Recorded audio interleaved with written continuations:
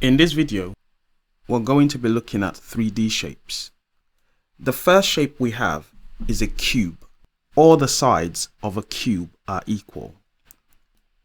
The second shape we're looking at is a cuboid.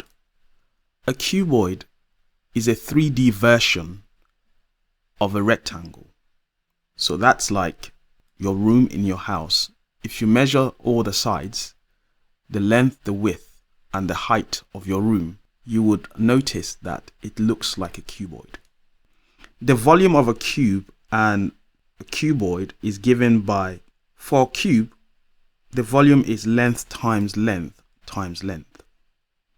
Whilst the cuboid, the volume is given by the length times by the width times by the height. So let's take a look at these examples that we have.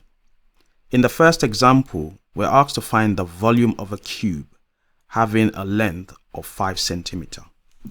We've already established that the volume of a cube is length times length times length. So the volume would be, the length is 5.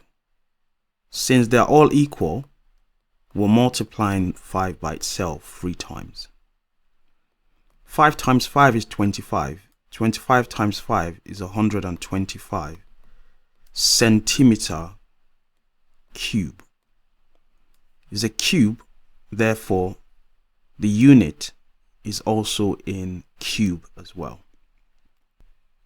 In the second example, we're asked to find the volume of a cuboid with the length of 10 centimeter, the width of 5 centimeter, and the height of 3 centimeter.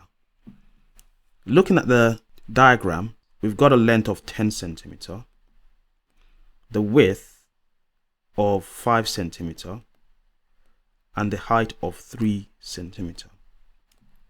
And like we've already established, the volume is equal to the length times the width times the height. So I'm going to multiply 10 times by the 5 multiplied by the 3. 5 times 3 is 15, and then 15 times 10 is 150 centimeter cube.